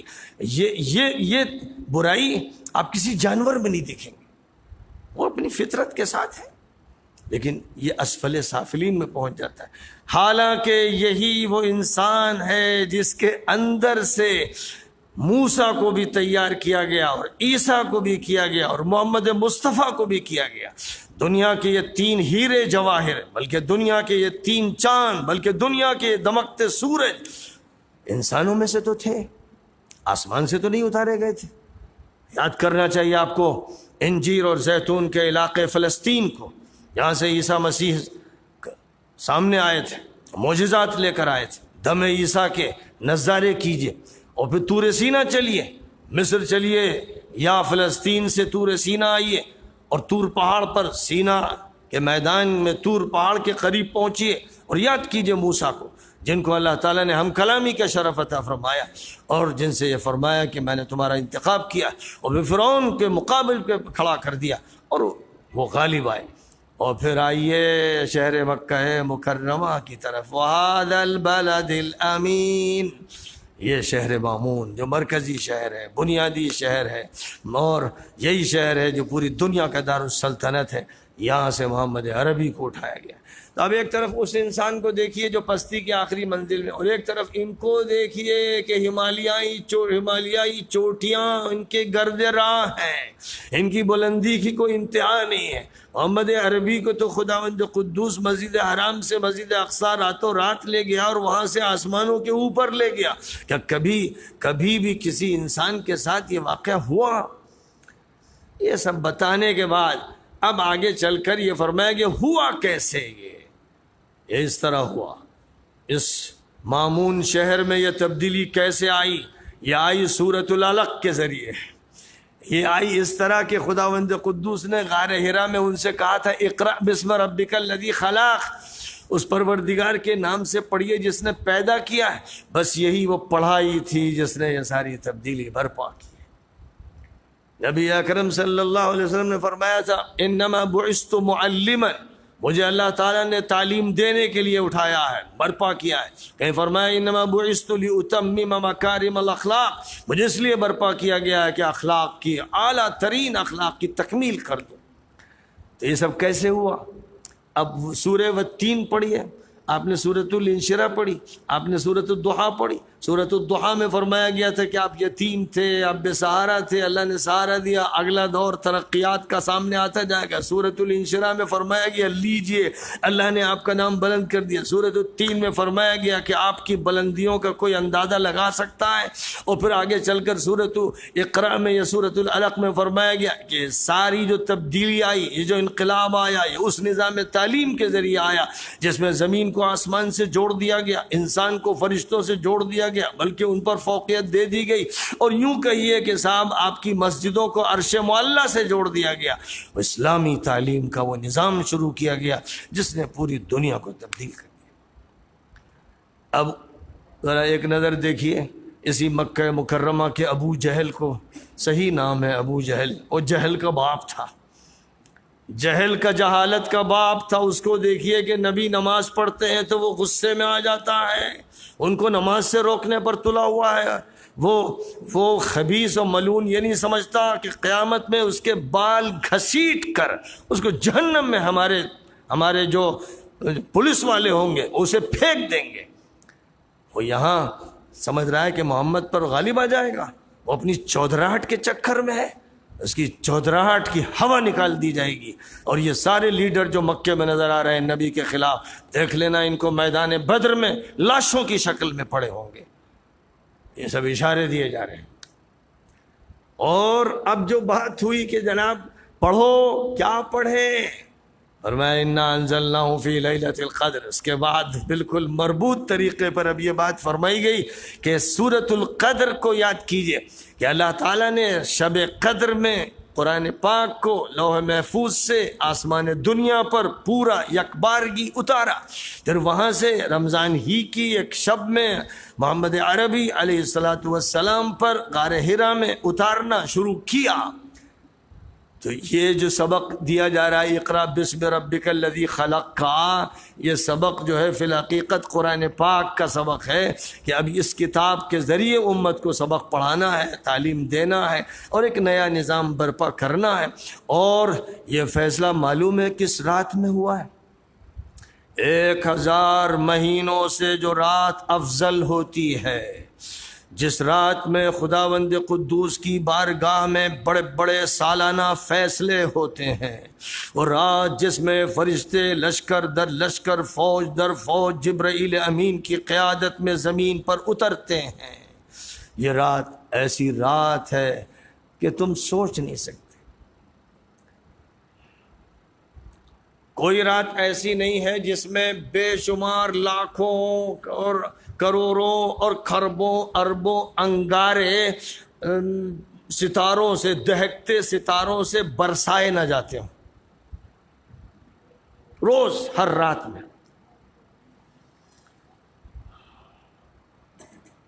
کوئی شیطان گھسپیٹیا بننے کی کوشش کرتا ہے، کوئی جن سنگن لگانے کی کوشش کرتا ہے تو اس کو بھی نشانہ بنایا جاتا ہے۔ اور پھر چونکہ جیسے آپ پتھر کے کوئلے جلاتے ہیں تو چنگاریاں اڑتی ہیں، اب یہ جو ستارے ہیں، یہ ستارے سورج سے زیادہ دہک رہے ہیں، بے شمار ستارے، تو ان سے اڑ اڑ کر صرف وہ چنگاریاں نہیں نکل رہی، بڑے بڑے پتھر نکل رہے ہیں، ہم سے وہ لاکھوں کروڑوں میل دور ہیں، اور فضا ہی میں راکھ بن جاتے ہیں۔ بہت شاذ و نادر ایسا ہوتا ہے کہ کبھی کوئی بڑا پتھر دنیا کی زمین پر گرتا بھی ہے، شاذ و نادر ایسا ہوتا ہے۔ اگر وہ ساری بارش گر جائے، ایک رات گر جائے تو پوری آبادی دنیا کی جھلس جائے، راکھ بن جائے۔ لیکن جو لیئرز ہیں، دنیا کے اوپر لیئرز ہیں، اور اس کے بعد پھر اوزون ہے، وہاں اتنی مضبوط قسم کی فضائی چادر اللہ کی طرف سے بنا دی گئی ہے کہ وہاں سے کوئی چیز نیچے آتی ہی نہیں، وہ فضا ہی میں پھر تیرتی رہتی ہے۔ اس کا نتیجہ یہ ہے کہ فضا میں جو کھرب کھرب انگارے چلے تھے وہ تو پہلے ہی بجھ گئے، اور اس کے بعد ان کے جو ٹکڑے ہیں وہ اس لیئر پر جو آپ سے بھی سینکڑوں ہزاروں میل دور پر لیئر ہے وہاں پر روک دیے گئے۔ اب آج کل یہ باتیں سائنسداں کر رہے ہیں کہ اوزون میں شگاف ہو رہا ہے۔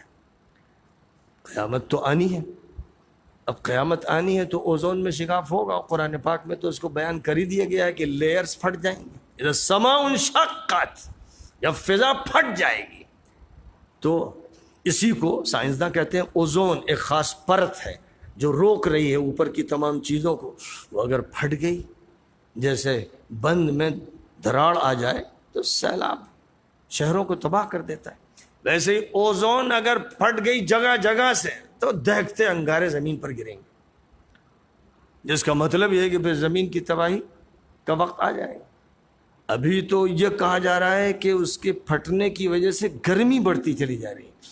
ابھی وہ والی کیفیت نہیں ہوئی جو کہ بال سے پڑ رہے ہیں، ان کے اندر سے سورج کی تمازت کی شدت بڑھ رہی.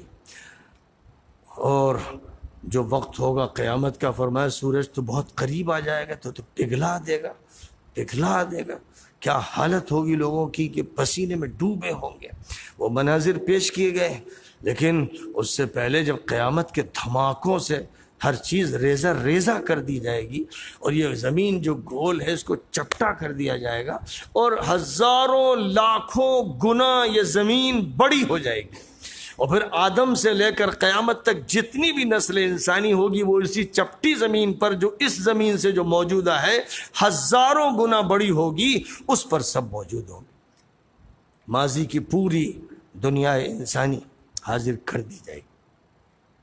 تو سورۃ القدر کا تذکرہ کرنے کے بعد اللہ تعالیٰ نے پھر یہ فرمایا کہ یہ جو قرآن پاک اتارا گیا، اس سے پہلے تورات اتاری گئی، اس سے پہلے انجیل اتاری گئی، تو جب جب کوئی کتاب اللہ نے اتاری تو اس کو ہدایت کا ذریعہ بنایا اور اس کے ذریعے سے وقت کے نبی نے خطاب کیا. اب یہ قرآن پاک آخری کتاب ہے، آخری دلیل ہے، آخری حجت ہے. اگر یہ قرآن نہ اترتا تو ہدایت کا سورج بجھ جاتا. اگر یہ قرآن نہ اترتا تو دنیا میں کبھی چاندنی نہ ہوتی. اگر یہ قرآن نہ اترتا تو عالم انسانیت پر حجت قائم نہ ہوتی. اگر یہ قرآن نہ اترتا تو یہودیوں کو، عیسائیوں کو، مشرکوں کو، دنیا کی جو اقوام ہیں ان کو کبھی بھی ہدایت نہ ملتی اور مایوسی میں مر جاتے. لیکن یہ اللہ کا فضل ہوا. لم يكن الذين كفروا من اهل الكتاب والمشركين منفكين حتى تأتيهم البينة. یہ یہودی، یہ عیسائی، یہ مشرک، یہ سب اپنی گمراہی سے لگے لپٹے رہتے، لیکن اللہ کی طرف سے فیصلہ ہوا کہ البینہ آ جائے، یعنی قرآن اتار دیا جائے اور رسول بھیج دیا جائے.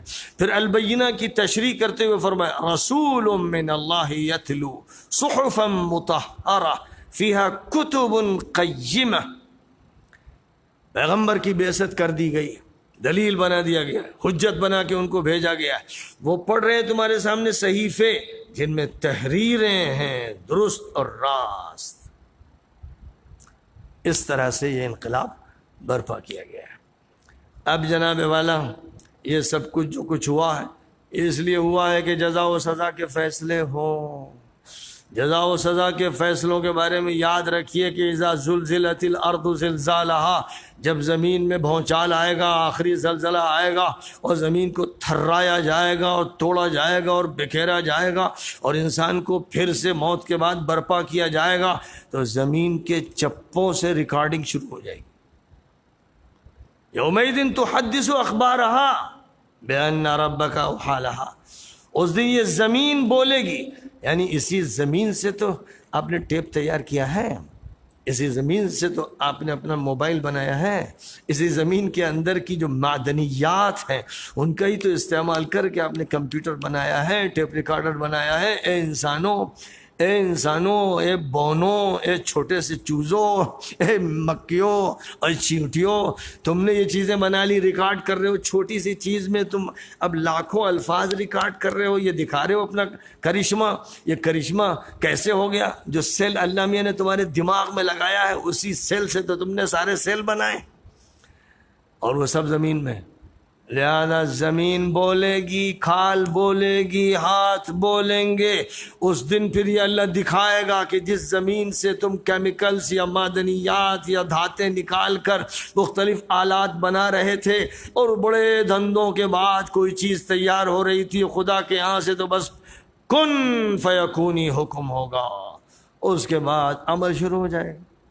زمین ریکارڈ کی شکل اختیار کر لے گی، ہر جگہ سے اعلان کیا جائے گا، بتائے گی زمین مجھ پر یہ ہوا، یہ ہوا، یہ ہوا، یہ ہوا.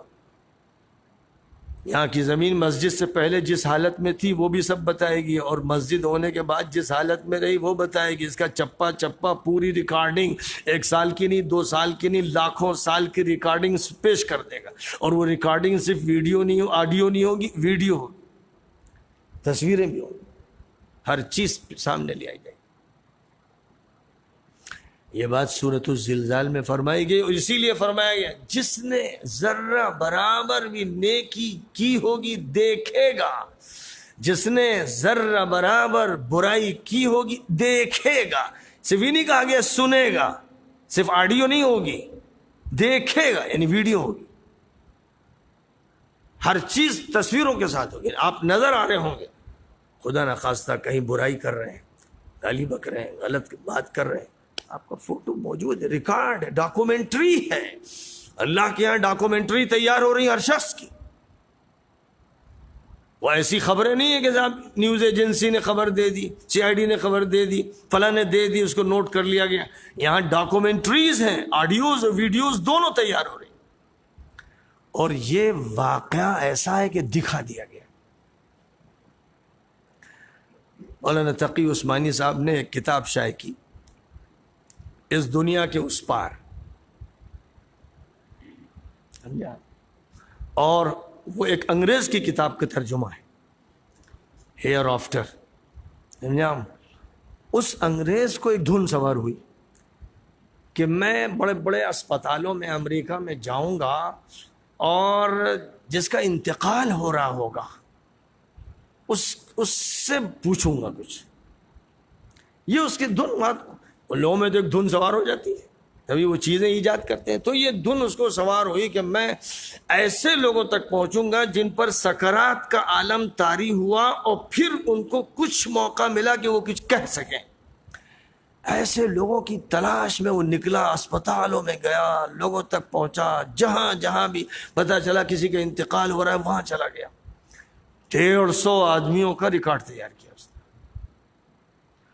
اور 150 آدمیوں کا جو ریکارڈ تیار کیا تو اس میں جن لوگوں سے اس نے ریکارڈنگ لی ہے اور جن کی باتیں نوٹ کی، سب کا یہ کہنا تھا کہ ہم نے یہ منظر دیکھا کہ ایک بہت لخ و دخ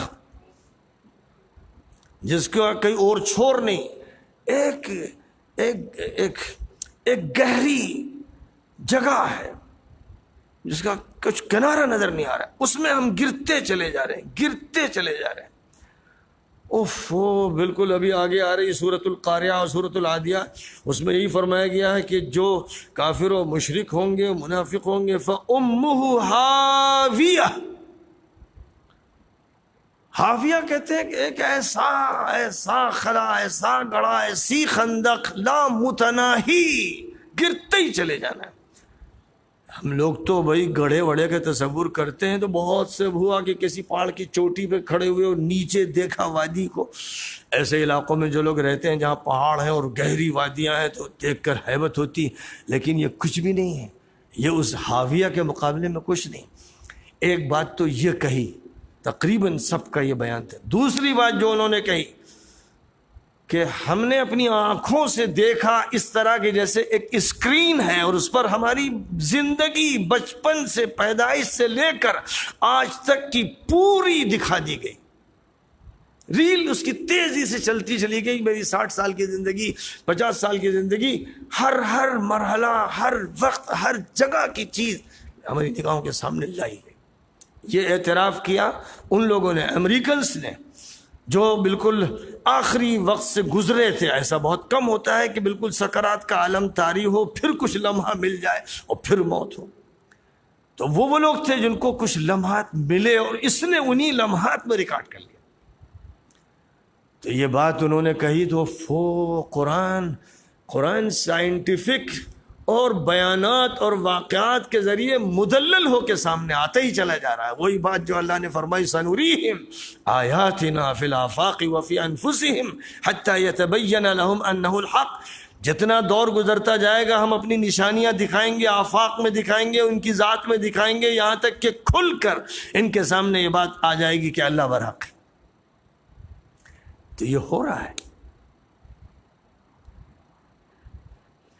سورۃ الزلزال کے بعد سورۃ العادیات میں انسان سے یہ کہا گیا ہے کہ اے انسان ذرا کچھ سبق تو لیا کر، جس گھوڑے پہ تو سوار ہوتا ہے اور اس پر اس کی لگام لگاتا ہے، پھر جہاد میں کود جاتا ہے، وہ گھوڑا تیری وفاداری کس طرح کرتا ہے کہ وہ بھاگتا نہیں ہے، وہ تلوار دیکھ کر، نیزے دیکھ کر، بھالے دیکھ کر اپنی جان کو فدا کر دیتا ہے اپنے مالک کے لیے جس کو پیٹھ پہ سوار کیے ہوئے، وہی نہیں سوچتا کہ یہ مالک مجھے مروا رہا ہے، چلو بھاگو۔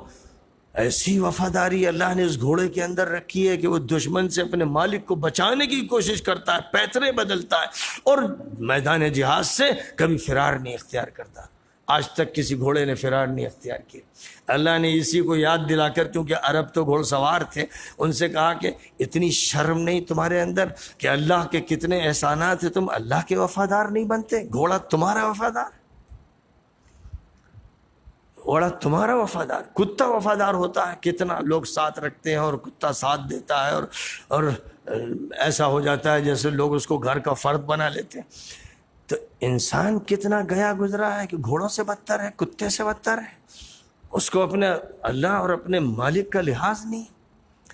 یہ بات کہنے کے بعد پھر آگے چل کر یہ فرمایا گیا کہ سن لو، وہ وقت جب آئے گا تو ایسی کھڑکھڑا دینے والی، ٹکرا دینے والی مصیبت ہوگی کہ لوہا لوہے سے جو ٹکراتا ہے اور پہاڑ سے اور چٹانے سے جو ٹکراتی، اس سے زیادہ شدت کی آواز ہوگی، اور اسی کا یہ نتیجہ ہوگا کہ تم اگر دیکھ سکتے ہو، ظاہر نہیں دیکھ سکو گے، لیکن اللہ بتا رہا ہے کہ انسان اس طرح سے فضا میں اڑ رہے ہوں گے جیسے پتنگے ہوں، پورے جسم کے چتھڑے ہو جائیں گے، ریشے فضا میں اڑ رہے ہوں گے، اور پہاڑوں کا منظر یہ ہوگا جیسے دھن کی ہوئی روئی اڑ رہی ہو۔ کتنا خطرناک دھماکہ ہوگا، بڑے سے بڑا جو دھماکہ نیوکلیائی پاور کے دھماکے ہوتے ہیں، لوگوں کی موت ہو جاتی ہے اور بہت بڑے بڑے نقصانات ہوتے ہیں، لیکن ایسا نہیں ہوتا کہ پہاڑ ریزہ ریزہ ہو جائیں۔ وہاں یہ فرمایا گیا کہ پہاڑ دھنکی ہوئی روئی کی طرح ہوں گے، اور انسان کی ہڈی، اس کے پٹھے، اس کا گوشت ایسا جیسے پتنگے اڑ رہے ہیں، ریشہ ریشہ جدا ہو جائے گا، اور انجام کو لوگ پہنچ جائیں گے جن کے اعمال نامے اچھے ہوں گے، اللہ تعالیٰ ان کے لیے جنت کا راستہ ہموار فرمائے گا، اور جن کے اعمال نامے خراب ہوں گے فَأُمُّهُ حَاوِيَةٌ، وہ گڑھے میں گرتے چلے جائیں گے، آخر میں جہنم ہوگی۔ وَمَا أَدْرَاكَ مَا هِيَ، معلوم بھی ہے یہ گڑھا کون سا ہے؟ نار حامیہ، گرتے گرتے گرتے اخیر میں جلتی ہوئی دوزخ ہوگی، اس کا یہ انجام ہوگا۔ اور اسی کے بعد فوراً یہ بات ارشاد فرمائی گئی کہ دیکھو تم کیوں مدہوش ہو، وجہ یہ ہے کہ دنیا کی ریل پیل نے تم کو مخبوط الحواس بنا دیا ہے۔ الہاکم التکاثر، یہ جو کثرت ہے، مقابلہ، پیسے ہمارے پاس زیادہ ہو، کار ہماری اچھی ہو، مکان ہمارا اچھا، اسی نے تو تم کو پاگل بنا رکھا، اسی نے تو دیوانہ بنا رکھا، اسی نے تو یہ حالت کر رکھی کہ بڈھے ہو جاتے ہو اور امیدیں چھوڑتے نہیں ہو، قبر میں پیر لٹکے ہوتے ہو، دنیا سے لپٹے رہتے ہو، حتی زرتم المقابر، اسی حالت میں رہو گے یہاں تک کہ قبروں میں چلے جاؤ گے، کیونکہ ہوش تو آ نہیں رہا ہے۔ یہ یاد دلایا گیا ان سب۔ اب دیکھیے کیسا مربوط ایک سلسلہ ہے، ایک کے بعد ایک، ایک کے بعد ایک جو بات کہی جا رہی ہے، اور اس میں یہ سمجھایا جا رہا ہے۔ اور یہ جو بات کہی گئی الہاکم التکاثر، یہ جو تمہارے مقابلہ ہے کثرت کے لیے زیادہ، اس نے تمہیں مدہوش کر دیا۔ امریکہ کے ایک بڑے رائٹر، بڑے تھنکر اور بڑے صاحب علم و نظر لیوپولڈ تھے، وہ پڑھتے تھے بائبل، تورات، انجیل وغیرہ، تو ان کے ذہن میں یہ آیا کہ قرآن بھی پڑھنا چاہیے مجھے۔ اتفاق کی بات کہ انہوں نے قرآن کھولا تو سورہ الہاکم التکاثر کھلی اور وہ بس سر پکڑ کے بیٹھ گئے، کہنے لگے کہ یہ سورہ 20ویں صدی کی پوری تصویر پیش کر رہی ہے۔ 1400 سال پہلے یہ سورہ کیسے اتری؟ اس وقت تو دنیا کی یہ حالت نہیں تھی، یہ تو آج کی سچویشن ہے۔ یعنی یہ ان پر اتنا بات غالب آئی کہ وہ بس کھو گئے، اور یہی سورہ ان کے ایمان کا ذریعہ بن گئی۔ پھر وہی محمد اسد ہیں جنہوں نے روڈ ٹو مکہ کتاب لکھی، اس کتاب کا ترجمہ اردو میں ہمارے معلوم ماموں مولانا محمد الحسنی مرحوم نے کیا تھا، طوفان سے ساحل تک کے عنوان سے، حضرت مولانا علی میاں صاحب کی ہدایت پر۔ تو جو لیوپولویس تھے، یہودی تھے، ایک سورے نے ان کے اندر تہلکہ مچا دیا۔ ان کا کہ صاحب یہ جو سچویشن ہے تو ماڈرن سچویشن ہے، اور یہ 20ویں صدی کی، اس کو پہلے سے کیسے کہہ دیا گیا؟ یہ جو کیفیت ہے الحاکم التکاثر کی، کیونکہ امریکہ میں سب دیکھتے ہیں ریل پہ سب سوار ہیں، آپ دیکھیں گے کہ ہر آدمی جیسے کھویا ہوا ہے، کوئی کسی سے بات نہیں کر رہا ہے، کسی کا موڈ ہی نہیں، کوئی اپنی یہ تو کتاب پڑھ رہا ہے، یہ خاموش ہے، گمسم۔ ارے خوشیاں کہاں گئیں؟ آپ کے پاس شاندار مکانات ہیں، آپ کے پاس گارڈن ہے، آپ کے پاس شاندار کاریں ہیں اور ڈالرز ہیں، لیکن آپ گمسم کیوں ہیں؟ یہ عام بات ہے، یورپ میں بھی اور امریکہ میں بھی۔ آپ جائیں وہاں پر، جیسے ہمارے یہاں لوگ رکشے پہ بیٹھے ہیں تو قہ قہ لگا رہے ہیں، آٹو رکشے پہ بیٹھے ہیں تو خوش ہو رہے ہیں، نہیں، وہ بات ابھی نہیں پیدا ہوئی ہے، آ رہی ہے دھیرے دھیرے، لیکن وہاں پر مادی ترقیات کے باوجود یہ حیرانی کیوں ہے؟ اور سب سے زیادہ دنیا میں خودکشی امریکہ میں ہوتی ہے۔ جہاں پیسہ ہے، جہاں مزے اور راحت ہے، وہاں خودکشی زیادہ کیوں ہوتی؟ وجہ وہی ہے کہ جو اللہ تعالیٰ نے فرمایا کہ الا بذکر اللہ تطمئن القلوب، اللہ کے ذکر سے دلوں کو طمانینت حاصل ہوتی، وہ اس سے محروم ہو گئے۔ مادی زندگی کتنی زیادہ کیوں نہ ہو، اگر اس کے مقابل میں ذکر الہی کی لذت اور حلاوت نہیں ہے تو دل بے چین ہو جاتا ہے، حال میں کرب میں ہوتا ہے۔ اللہ کا فضل ہے کہ ہم لوگوں نے جانا ہی نہیں، ہم لوگوں نے یہ جانا ہی نہیں ہے۔ اللہ کا فضل ہے کہ مسلمان گھر میں پیدا کیا جہاں یہ بیماری نہیں تھی، ورنہ وہاں اس کے بیمار ہیں۔ اسی لیے سب سے زیادہ جو ڈاکٹرز ہیں سائیکولوجی کے، ان کے لائنیں لگی ہوئی ہیں، ان کے لائنیں لگی ہوئی ہیں۔ اور عراق کی جنگ میں امریکہ جب کودا تھا تو اس جنگ کا انجام اتنا خطرناک ہوا تھا کہ امریکی فوجی بڑی تعداد میں پاگل ہو گئے تھے، سائیکولوجیکل بیمار ہو گئے تھے، وردیاں چھوڑ کے بھاگے تھے۔ کتنے لوگوں نے تو عراق چھوڑ کر ادھر ادھر کے بارڈر میں گھس کر اپنی پناہ لی، کتنے ہاسپٹل میں چلے گئے۔ یہ سب چیزیں کھول کھول کر بیان نہیں کی جاتی، لیکن یہ سب ریکارڈڈ ہیں، عراق والوں کو معلوم ہے، اسی لیے بھاگے تھے 2002 میں اپنی جان لے کر۔ آج بھی ہمت نہیں کر رہے ہیں، وہ باتیں کرتے ہیں، دھمکیاں دے رہے ہیں، ایران کو بھی دھمکی دے رہے ہیں، عراق کو بھی دھمکی دے رہے ہیں، لیکن یہ دھمکی اتنی آسان نہیں ہے، یہ کھیل نہیں ہے۔ وہ بھی جانتے ہیں کہ ان کی فوج تھک چکی ہے، چور چور ہو چکی ہے، فوج اب نہیں چاہ رہی جنگ۔ اس کا جو پہلو ہے نفسیاتی، وہ بیمار ہو چکا ہے، اور امریکہ زوال کی طرف جا رہا ہے۔ اس وقت جو کچھ امریکہ کی باتیں ہیں، سب دھمکیاں ہیں، بندر بھپکیاں۔ کسی مضبوط ملک سے جو تیار ہو اس سے لڑنے کے لیے، اگر نوبت آ گئی تو جو حشر روس کا ہوا تھا 1990-91 میں، وہی حشر امریکہ کا ہوگا۔ تو الہاکم التکاثر، ہم لوگ تو پڑھتے گزر گئے، ہاں بھائی تم کو جو ہے جناب مدہوش کر رکھا ہے، ہم اس کے معنی ٹھیک سے سمجھ نہیں پائے، بس ترجمہ پڑھا اور پڑھتے بھی بہت کم۔ وہاں اس بندے نے اس کو پڑھا تو اتنا اس پر اثر پڑا۔ اسی طرح مریم جمیلہ یہودی تھی پہلے، اور انہوں نے قرآن پاک پڑھنا شروع کیا۔ اب قرآن پاک کی قرأت انہوں نے سنی تو ایسا لگا جیسے ان کے اندر کا مضراب چھڑ گیا، جیسے کوئی نغمہ بجا رہا، اندر فطرت نے یہ محسوس کیا۔ اور قرأت ظاہر ہے کہ عبد الباسط عبد الصمد کی تھی یا کسی زبردست قاری کی قرأت تھی کہ وہ اتنا متاثر ہوئی کہ اپنے ماں باپ سے چھپ کر کمرے میں قرأت سنتی تھی، اور ہوتے ہوتے اسی راستے سے وہ اسلام لائی۔ اب وہ مریم جمیلہ بنی، پھر پاکستان میں ان کی شادی ہو گئی، اور وہاں انہوں نے بڑا کام کیا، انگریزی میں بڑی زبردست کتابیں اسلام کے بارے میں لکھی۔ اسی طرح فرانس کا ایک گلوکار جو فلمی دنیا کا مانا ہوا ہیرو تھا، اور اس نے جتنی بھی شکلیں ہیں ساز کی اور موسیقی کی، میوزک کی، گانے کی، اور پھر جو آلات ہیں ان کے تجربے کی، وہ سب اس نے لیٹسٹ سے لیٹسٹ سیکھی۔ دنیا کا سب سے بڑا گلوکار۔ ایک مرتبہ وہ کہیں سے گزر رہا تھا تو قرآن کی تلاوت ہو رہی تھی، اب اس نے کان لگایا، سننے لگا، تو وہ بڑا حیران کہ قرآن پاک کے الفاظ کی جو نغمگی ہے، جو موسیقیت ہے، جو اتار و چڑھاؤ ہے، جو رنگ و آہنگ ہے، آج کل کا جو لیٹسٹ نغمہ ہے اس سے فائق ہے۔ تو وہ حیران کہ یہ کیا چیز ہے بھائی، اس کو معلوم تو تھا نہیں۔ تو اب وہ تلاش میں کہ پوچھنا ہے مجھے کسی سے کہ یہ کیا چیز پڑھی جا رہی تھی۔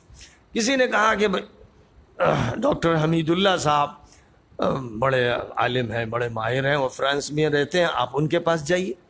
اور ڈاکٹر حمید اللہ کیونکہ پورے فرانس میں جانے پہچانے جاتے تھے، اصلاً حیدرآباد کے، اور بڑی کتابیں انہوں نے سیرت پر لکھی ہیں، تحقیقات پر، انگلش میں، فرانسیسی زبان میں۔ تو ان کے پاس وہ گیا، اس نے کہا کہ صاحب میں نے اس طرح کی چیز سنی۔ کہا کہ وہ قرآن ہے۔ یہ قرآن کیا ہوتا ہے؟ ارے یہ قرآن 1400 سال پہلے محمد صلی اللہ علیہ وسلم پر اتارا گیا، جیسے موسیٰ کو تورات دی گئی تھی، جیسے عیسیٰ کو انجیل دی گئی تھی، آخری نبی پر قرآن اتارا گیا۔ تو وہ کہنے لگا صاحب 1400 سال پہلے کی بات کر رہے ہیں آپ؟ آج کی پوری دنیا کی گلوکاری کا جو لیٹسٹ نغمہ ہے اور جو اس کی موسیقی، اس سے بھی فائق ہے۔ یہ کیسے ہو سکتا ہے؟ یہ تو دنیا جانتی ہی نہیں تھی، اس وقت تک دنیا وہاں پہنچی ہی نہیں تھی۔ اور آج دنیا میں جتنے شعر و شاعری کے طریقے ہیں، جتنے نغمے ہوں، جتنی موسیقیاں ہیں، سب کا میں واقف کار ہوں، اور میں جانتا ہوں کہ آخری جو شکل پہنچی ہے اس نغمگی کی، اب اس سے اوپر کوئی شکل نہیں تھی، کوئی اور چیز ابھی تک نہیں ہوئی ہے۔ اور یہ جو میں نے سنا تو یہ اس سے فائق۔ اچھا صاحب، بہرحال اب وہ فکر میں لگ گیا اور سننے لگا۔ کہیں اور وہ گیا تو دیکھا کہ وہاں ایک قاری صاحب پڑھ رہے تھے یا کوئی طالب علم پڑھ رہا تھا، اذا جاء نصر اللہ والفتح ورأيت الناس يدخلون في دين الله افواجا فسبح بحمد ربك۔ ایک دم سے وہ ٹھٹک گیا، کہنے لگے اس میں تو جھول ہے۔ اب وہ بتا رہے ہیں کہ یہ نبی پر اترا ہے اور یہ اس کے اندر جو بات ہے وہ اللہ کی طرف سے، تو یہاں تو جھول۔ اس کو ایک بات کھٹک گئی۔ پھر وہ گیا حمید اللہ، ڈاکٹر حمید اللہ صاحب کے پاس، اور اس نے کہا کہ آپ نے تو یہ کہا تھا کہ نبی پر یہ اللہ کا کلام اترا اور اس کی یہ بات ہے، لیکن ابھی میں نے سنا تو اس میں تو مجھے جھول نظر آیا۔ ان کا کیا سنا؟ ان کہا کہ صاحب ایک طالب علم پڑھ رہا تھا، اذا جاء نصر اللہ والفتح ورأيت الناس يدخلون في دين اللہ افواجا فسبح۔ کہا کہ اس نے غلط پڑھا تھا، اس نے غلط پڑھا، ایسا ہے نہیں، اصل یوں ہے اذا جاء نصر اللہ والفتح ورأيت الناس يدخلون في دين اللہ افواجا فسبح۔ کہ اب صحیح ہو گیا۔ اس کو قرآن کا پتہ نہیں، تجوید وجوید تو بہت دور کی بات ہے، وہ صرف موسیقی کا ماہر ہے۔ اور ابھی اسی دور کا، یعنی ڈاکٹر حمید اللہ صاحب ابھی اسی دور کے رہے، انتقال ہوا قریب میں۔ یعنی وہ اپنے موسیقی کے قواعد کے اعتبار سے یہ کہنے لگا یہاں غلطی ہوئی، اور انہوں نے بتایا کہ ہم واقعی تجوید کے اعتبار سے غلطی ہوئی۔ اب اس سے اندازہ لگائیے کہ قرآن پاک میں جو غنہ اور ماد اور قلقلہ اور حروف کے مخارج ہیں، یہ صرف یہی نہیں ہے کہ ایک چھوٹا سا علم ہے، یہ پوری دنیا کے مضراب کو چھیڑنے والی الہی موسیقی ہے۔ اور اس کی ترجمانی بڑے بڑے علماء نے تو کی ہے، لیکن حضرت شاہ ولی اللہ دہلوی نے بڑے خوبصورت انداز میں کی ہے کہ پوری دنیا میں جو شعر و شاعری ہے وہ اپنے علاقے میں محدود ہوتی ہے۔ مثلا انگلش اشعار ہیں، آپ سنیں گے تو آپ نہیں پھڑکیں گے، آپ کو لگے گا یہ کیا بک رہا ہے۔ آپ اردو اشعار پڑھیں گے کسی فرینچ یا انگلش کے سامنے، وہ کہے گا یار یہ سمجھ میں نہیں آ رہا ہے، لگ رہا ہے کہ جوڑے ہوئے ہیں، لیکن آپ کے سامنے ہندی والا شاعر پڑھے گا تو آپ کو لگے گا کہ صاحب ادھر تک بندی جس زبان کے شعر. اور اگر آپ چلے گئے فرض کیجیے تامل ناڈو، اور تامل ناڈو کا شعر آپ نے سنا تو آپ کہیں گے یہ شعر تو نہیں ہے، یہ تو جنگل ہی کا شعر لگ رہا ہے.